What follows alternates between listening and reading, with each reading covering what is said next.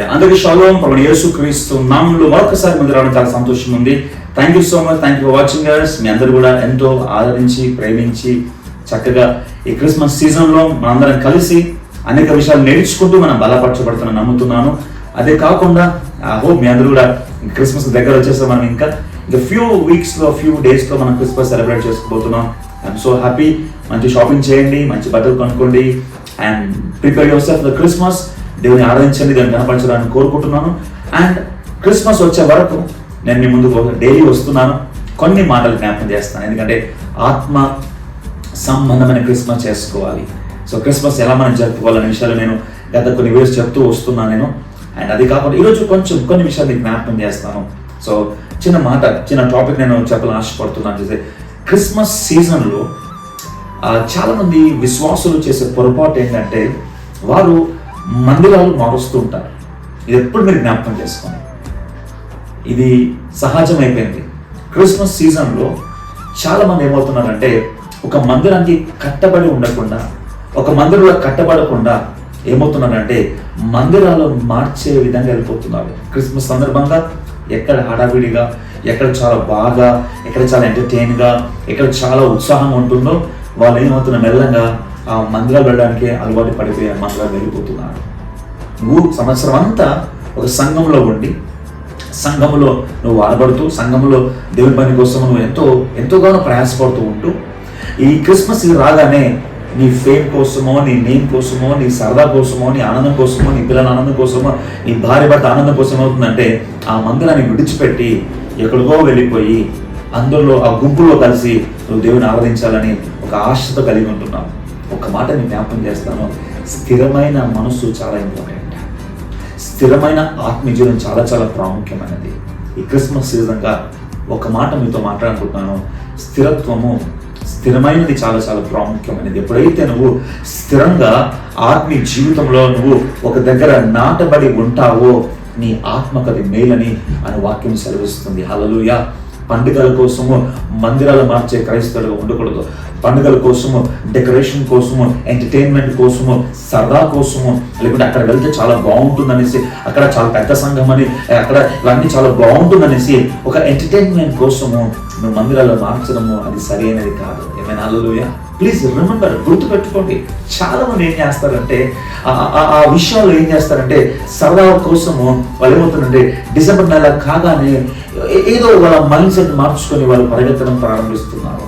Bible ఒక మాట మనం చదువుకుని వచ్చేస్తే 2వ దినవృత్తాంతములు 20 అధ్యాయం 20 నేను చదివి వినిపిస్తాను. ఇక్కడ మాటలు చూడండి ఏమడగడంతో 20:20లో అంతటా వారు ఉదయాన్నే లేచి తెకోవ అరణ్యకు పోయేది. వారు పోవచ్చుండగా యెహోషాపాతు నిలబడి, యూదేయులారా, యెరూషలేము కాపురస్తులారా, మా మాట వినుడి. మీ దేవుడైన యెహోవా నమ్ముకొనుడి, అప్పుడు మీరు స్థిరపరచబడుదురు. హల్లెలూయా. ఎంత చక్కని మాట అండి. మీ దేవుడైన యెహోవాను నమ్ముకొనుడి, అప్పుడు మీరు ఏమంటే స్థిరపరచబడతారు.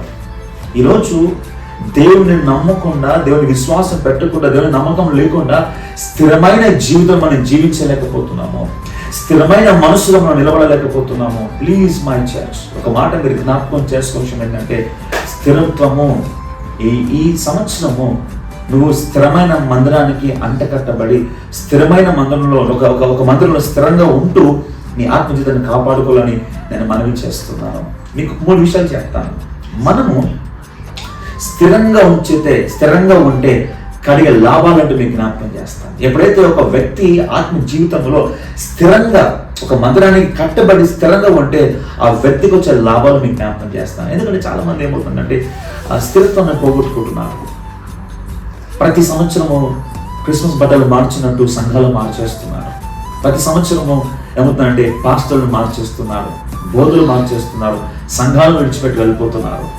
ప్రియ సంఘమా, ఒక ఆత్మీయుడిగా నువ్వు ఒక సంఘములో నాటబడి, ఒక సంఘంలో ఎదుగుతూ బలపరచబడుతూ, ఇది నీ చివరి శ్వాస వరకు ఆ సంఘాన్ని, మందిరాన్ని, సేవను విడిచిపెట్టకుండా అక్కడ నమ్మకం ఉండి దేవుని పరిచర్యను వాడబడాలని ప్రభువుని నేను మనవి చేస్తున్నాను. ఏమైనా హల్లెలూయా. ఇక్కడ 3 పాయింట్స్ మీకు జ్ఞాపకం చేస్తాను. మనము స్థిరపరచబడితే కలిగే లాభాలు ఏంటో చూద్దాం. నంబర్ 1, మన మీద విజయము ప్రకాశించబడుతుంది. హల్లెలూయా. మీరు చదువుకోవాలంటే 2 Chronicles లో 23 and 25 నేను చదువుతూ చూడండి దయచేసి. 2 Chronicles 23 chapter and verse 25 నేను చదువుతాను చూడండి. 23-25 చదువుతున్నాను.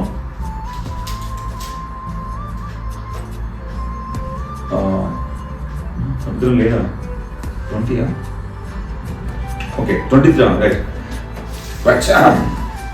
మొదటి మాట ఏంటంటే, మన మీద ఎప్పుడైతే స్థిరంగా ఉంటామో మన మీద విజయం అనేది మన మీద ప్రకాశించబడుతుంది. మీరు 2 Chronicles మీరు 23-24 చాప్టర్స్ మీరు చదివితే అక్కడ ఏముంటుందంటే, వారికి వచ్చిన దేవుని బిడ్డలకు వచ్చిన విజయం మనం చూస్తాం.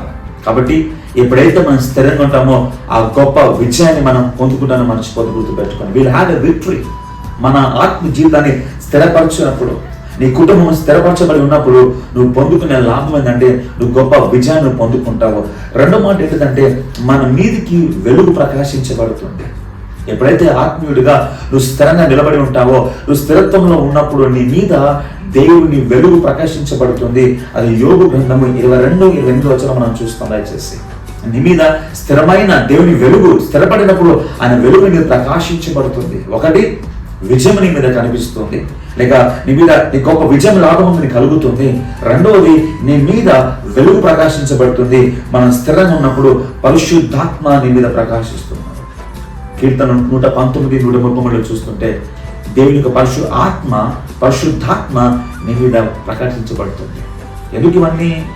ఎప్పుడైతే నువ్వు ఆత్మీయంగా స్థిరపడినప్పుడు, పండుగ క్రైస్తవులాగా ఒక పండుగకి వచ్చి వెళ్ళిపోయే ఒక క్రైస్తవుడిగా ఉండి, లేక ఒక పండుగ ఆచారాన్ని ఆచరిస్తూ సంఘాలు మారుస్తూ తిరుగుతున్న వాడే ఉండకూడదు.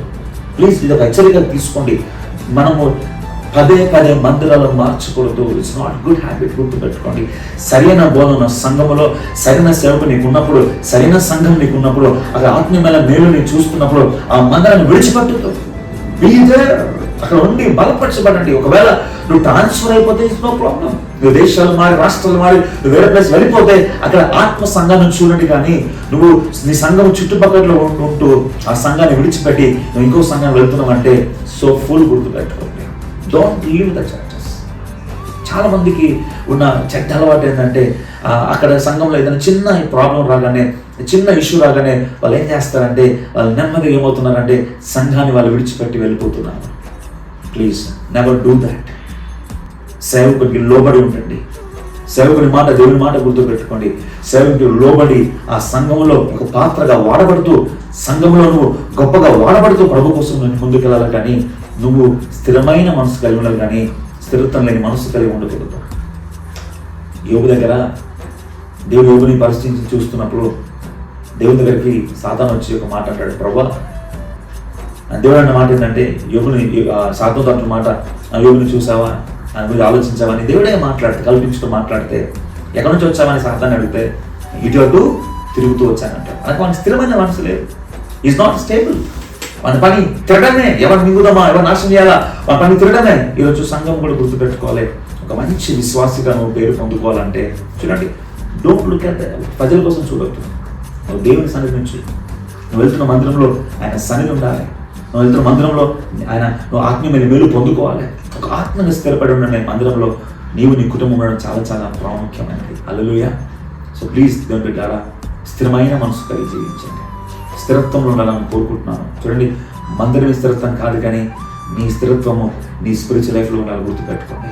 క్రమం తప్పకుండా ప్రార్థన చేయడం, క్రమం తప్పకుండా వాక్యం చదవడం, క్రమం తప్పకుండా కుటుంబ ప్రార్థన చేసుకోవడం, క్రమం తప్పకుండా మందిరానికి వెళ్ళడం, అంటే అన్నిట్లో స్థిరత్వం. నువ్వు ఆఫీస్కి, కాలేజ్కి, స్కూల్కి ఎంత స్థిరత్వం రెగ్యులర్గా వెళ్తూ ఎంత పర్టికులర్ ఉంటావో, స్పోర్ట్స్ ఆడడం ఎంత పర్టికులర్ ఉంటావో, రిమెంబర్ గుర్తుపెట్టుకోండి. నువ్వు దేవుని పని విషయంలో కూడా, దేవుని పనిలో కూడా నువ్వు గుర్తుపెట్టుకోండి, స్థిరంగా మనం ఉండాలని ఆశపడుతున్నాను. Be committed to God. దేవుని పనిలో కమిటెడ్గా ఉండి, దేవుని పని కోసం కమిటెడ్గా ఉండడం చాలా చాలా ప్రాముఖ్యమైన. Don't changes. అంటే చూడండి, ఇక్కడ ఎంత మంచి మాట కదండి. ఆయన మాట విని, ఆయన మాటకు లోబడి ఎలా ఉండాలంట? స్థిరంగా. చూడండి, మళ్ళీ మంచి 20 చూడండి. నీవు దేవుడిని, నీ దేవుడిని యెహోవాను నమ్ముకొనుడి, అప్పుడు మీరు స్థిరపడతారు. అప్పుడు మీరు ఏమవుతారంట? స్థిరపరచబడతారు. ఆయన మాట నమ్మండి. Believe the word. ఇది తెలుసా, నువ్వు దేవుని మాట నమ్మినప్పుడు యుల్ బీ ఇన్ స్టెబిలిటీ. నువ్వు దేవుని విశ్వసించినప్పుడు నీ జీవితం స్టెబిలిటీ నుండి గుర్తుపెట్టుకోండి. నువ్వు వాక్యాన్ని నమ్ముతున్నప్పుడు నువ్వు స్టెబిలిటీలో ఉంటావు. స్టెబిలిటీలో ఉన్నప్పుడు నీకు కలిగే లాభాలు, విజయం పొందుకుంటావు.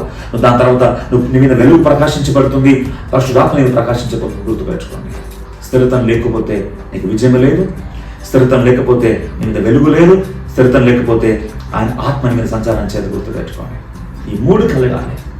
నువ్వు స్థిరత్వం లేకపోతే ఎప్పుడు ఓడిపోతుంటావు. You are not stable in church and Christ, నువ్వు ఓడిపోతుంటావు. You are not stable, there is no light. You are not stable, there is no holy spirit will lead you. నువ్వు స్టేబుల్గా, స్థిరత్వంగా నమ్ముకొని ఉన్నప్పుడు నువ్వు స్థిరంగా ఉంటావు. గుర్తుపెట్టుకో, నువ్వు ఆ స్థిరత్వంలో ఉన్నప్పుడే నువ్వు గొప్ప మేలు పొందుకుంటావు, గొప్ప లాభాలు పొందుకుంటావు. ఒకవేళ ఈ వాక్యం ఇచ్చిన నీవు ఎన్ని రోజులు స్థిరంగా లేకుండా నువ్వు బ్రతుకుతున్నావేమో, నీకు ఒక సరైన కాపరి నీకు లేడమ్మా, లేక సరైన సేవకుడు నీకు లేడమ్మా, సరైన బోధ నీకు లేదమ్మా, లేక సరైన బోధలో నిలబడలేదేమో, సరైన మందిరంలో నిలబడలేదేమో, అట్లీస్ట్ ఈ రోజున ఒక తీర్మానం తీసుకొని ఒక మంచి మందిరానికి, ఒక మంచి సేవకుని దగ్గర నువ్వు స్థిరంగా ఉండి నమ్మకంగా నువ్వు పనిచేయాలని నేను కోరుకుంటున్నాను. Be stable. ఇంకొక మాట నేను జ్ఞాపకం చేస్తాను. స్థిరత్వంలోనే ఉన్న ఇంకొక అద్భుతమైన విషయం ఏంటంటే, చాలామంది మంచిగా మీరు డబ్బులు సంపాదించుకుంటారు, మీకు మంచి జాబ్ వస్తుంది. జాబ్ రాగానే అందరికి తెలిసిన విషయం ఏంటంటే, దేవుని మందిరానికి దశంభాగం తీసుకొని ఇస్తాం. బైబిల్ ఏముంది, 10% నీకు వచ్చే జీతంలో 10వ వంతు మా ప్రభుకి అప్పగిస్తాం. చాలా మంది తెలుగులో ఏం చేస్తారంటే, ఆ దశంభాగాన్ని దాన్ని డివైడ్ చేస్తారు. ఆ పాస్టర్కి, ఈ పాస్టర్కి, ఆ పాస్టర్కి, ఈ పాస్టర్కి అని దాన్ని 4 విధాలుగా డివైడ్ చేస్తారు. నేను ఒక ప్రశ్న మీకు వేస్తాను. మీరు రాఘవేంద్ర టిఫిన్ సెంటర్లో టిఫిన్ చేసి, అక్కడ మంచి ఫుడ్ తిని, అక్కడ మంచి టిఫిన్ చేసి, ఎదుటి ఉన్న అన్నపూర్ణ టిఫిన్ సెంటర్లో మీరు డబ్బులు కడితే ఊరుకుంటారా? ఆలోచించే ఒకసారి. రాఘవేంద్రలో టిఫిన్ చేసి మంచి వడ ఇడ్లీ తినేసేసి బయటికి వచ్చేసి అన్నపూర్ణ టిఫిన్ సెంటర్లో నువ్వు డబ్బులు బిల్లు కడుతుంటే న్యాయమా? కాదు కదా. ఎక్కడైతే ఆత్మీయ మేలు పొందుకుంటున్నావో, ఎక్కడైతే సంఘ కాపురం నీకు ఆ వాక్యంలో నేను బలపరుస్తున్నాడో, ఎక్కడైతే నువ్వు ఒక సంఘంలో వెళ్ళి స్థిరపడి వాక్యం నేర్చుకుంటున్నావో, ఆ మందిరానికే నువ్వు దశంభాగం ఇవ్వాలి. కానీ ఆ దశంభాగాన్ని నువ్వు ఇక్కడ 10, ఇక్కడ 10, ఇక్కడ 10, ఇక్కడ 10 అని దాన్ని డివైడ్ చేయదు. నీ ప్రేమపూర్వకంగా నీ కానుకలు ఇవ్వడం మంచిది, కానీ దశంభాగాన్ని స్ప్లిట్ చేయదు. It's not good. గుర్తుపెట్టుకుని చాలా తెలియదు. చాలా ఏమంటారంటే, నా దశంభాగాన్ని నేను ఈ చర్చికి వచ్చి పంపిస్తాను, అందరూ ప్రార్థన చేస్తారు, దీవిస్తాను. గుర్తుపెట్టుకోండి, నీకు నష్టపోతున్నావు. నిన్ను పట్టించుకునే పాస్టర్, నిన్ను ప్రేమించే పాస్టర్, నీకు ప్రార్థించే సేవకుడు, నువ్వు ఒక మందిరానికి వెళ్ళి వాక్యం నేర్చుకుంటున్నావో ఆ సేవకునికి నీ దశంభాగాన్ని ఇవ్వడము అది ఆశీర్వాదకరమైనది. హల్లెలూయా. అందుకే చూడండి, స్థిరత్వం అనేది అన్నింటిలో కనిపిస్తుంది. మందిరానికి వచ్చే విషయంలో, ప్రార్థించే విషయంలో, సంఘం ఉండే విషయంలో, అని ఇచ్చే విషయంలో ఈ స్థిరత్వంగా ఉన్నవారే. మళ్ళీ చెప్తున్నాను, 3 పాయింట్లు గుర్తుపెట్టుకోండి. ఎవరైతే స్టెబిలిటీగా ఉంటారో వాళ్ళు పొందే విజయం ఏంటంటే, నెంబర్ 1, వాళ్ళు విజయం పొందుకుంటారు, వాళ్ళు వెలుగు ప్రకాశించబడుతుంది, వాళ్ళు పరిశుద్ధాత్మ చేత వాళ్ళు నడిపించబడతారు. హల్లెలూయా. స్థిరత్వం లేకపోతే ఈ 3 కోల్పోతున్నావు, ఓటమి పాలవుతావు, చీకటి కనిపిస్తుంది, ఆత్మ నడిపిమని కనిపించదు. సో ఇట్లా ఈ మాటలు జ్ఞాపకం చేసుకోండి. ఈ మాటలు నీ హృదయంలో ఇది నిన్ను భద్రపరుచుకొని నీ జీవితాన్ని మార్చి ఒక చక్కని తీర్మానంతో మీరు ముందుకెళ్ళాలని నేను మనసారా కోరుకుంటున్నాను. ఆమేన్. హల్లెలూయా. దాన్ని ప్రార్థన చేస్తున్నాను. మహాగణుడా, పరిశుద్ధుడా, నీకు వందనాలు తెలియజేస్తున్నాం తండ్రి ప్రభువా. స్థిరమైన మనసు, స్థిరమైన జీవితం గురించి మాతో మాట్లాడుతున్న విధానం బట్టి వందనాలు ప్రభువా. అయ్యా, మాట్లాడాలంటే విస్తారంగా ఎన్నో విషయాలు ఉన్నాయని మాట్లాడవచ్చున్నాను తండ్రి. కానీ ఈ చిన్న షార్ట్ సర్మన్స్తో నన్న తండ్రి ప్రభా, మరి ముఖ్యంగా ఈ క్రిస్మస్ సీజన్లో నన్న తండ్రి ప్రభా, అయ్యా, స్థిరమైన సంఘములో, స్థిరమైన తండ్రి ఆ బోధలో నిలబడకుండా తండ్రి ప్రభా, అడుగులు వేస్తూ అటు తిరుగుతున్న తండ్రి వారి కోసం ప్రత్యేకంగా ప్రార్థన చేస్తున్నాను. ఈ క్రిస్మస్ రోజున ఒక స్థిరమైన తీర్మానం చేత, స్థిరమైన సంఘంలో నాటబడి తండ్రి అద్భుతమైన ఆత్మీయమైన క్రిస్మస్ వాళ్ళు జరుపుకోవాలని నేను ప్రార్థన చేస్తున్నాను తండ్రి. నీకు వందనాలు. మాతో మీరు మాట్లాడండి నాయన తండ్రి. ఈ వాక్యం ద్వారా తండ్రి ప్రభా అందరిని బలపరచమని కోరుకుంటూ, ఇదిగో తండ్రి ఈ వాక్యం వింటున్న బిడ్డలందరినీ దీవించండి, వారిని బలపరచండి, వారిని తండ్రి ఒక స్పిరిచువల్ ఆత్మానుసారమైన మేము క్రిస్మస్ జరుపుటకు నీ సహాయం చేస్తారని కోరుకుంటూ, నజరేయుడైన యేసుక్రీస్తు నామములో ప్రార్థించి అడిగి వేడుకుంటున్నాం తండ్రి. Amen. Amen. Hallelujah. Glory to God. దేవునికి మహిమ కలుగును గాక. థాంక్యూ సో మచ్ ఈ ప్రేమ బట్టి నేను ఎంతో సంతోషిస్తున్నాను. ఇంకా మీరు ఇలానే కమెంట్స్ చేస్తుండండి, లైక్ చేయండి, షేర్ చేయండి, సబ్స్క్రైబ్ చేయండి. మా ఫేస్బుక్, ఇన్స్టాగ్రామ్ హ్యాండిల్స్ని ఫాలో చేయండి. Rapha church of nations. ఇంకా మంచి మంచి సర్మన్స్ తోని ముందుకు ప్రతిరోజు రాబోతున్నాను. అందరికీ happy Christmas. May God bless you. ప్రభువును దీవించును గాక. Shalom. See you tomorrow. Bye.